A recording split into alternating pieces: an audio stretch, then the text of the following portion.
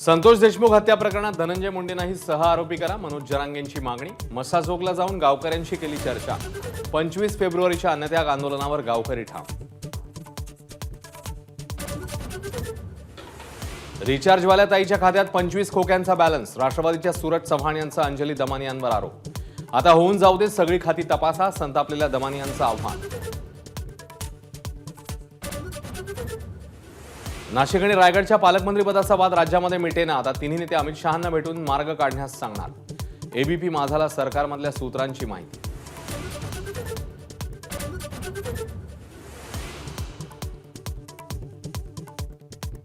ठाण्याच्या बालेकिल्ल्यातच शिंदेना शह देण्याचा भाजपचा प्रयत्न. ठाण्यात भाजपचा महापौर व्हावा ही इच्छा असल्याचं आमदार संजय केळकरांचं मत. ठाण्यात स्वबळावर निवडणुका होणार का याची चर्चा. मुंबईत जमिनी खालून गेलेल्या केबल आणि पाईपलाईनसाठी कर आकारणी करा. राज ठाकरेंची मनपा आयुक्तांकडे मागणी. 42 युटिलिटींवर कर लावला तर 10,000 कोटी मिळतील असाही सल्ला.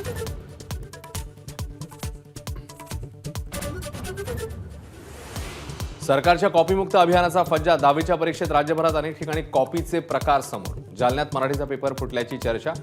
चौकशी करण्याची शिंदेंची घोषणा.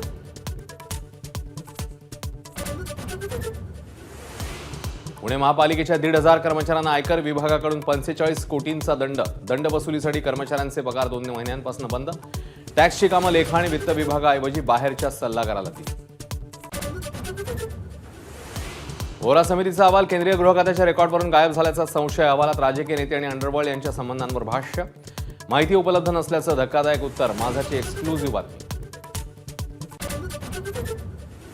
आगामी गणेशोत्सवात मुंबईत पीओपीच्या मूर्तींवर बंदी. कोर्टाचा निर्णयाचा संदर्भ देत बीएमसीकडनं पत्रक जारी. तर मूर्तिकारांनीच पीओपीच्या मूर्ती बनवू नयेत, राज ठाकरेंचा सल्ला. 98व्या मराठी साहित्य संमेलनाचं पंतप्रधान मोदींच्या हस्ते उद्घाटन. मंचावर मोदी आणि शरद पवारांच्या गप्पा. फडणवीसांचीही उपस्थिती. रणजी ट्रॉफीच्या सेमीफायनलमध्ये विदर्भाकडनं मुंबईचा 80 धावांनी पराभव. रहाणे, सूर्यकुमार, शिवम दुबे अपयशी. केरळ आणि विदर्भात रंगणार रणजी फायनल.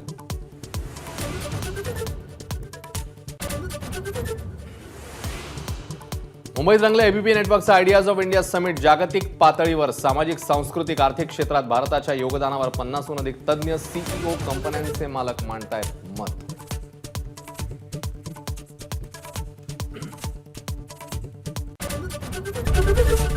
एबीपी माझा, उघडा डोळे बघा नीट.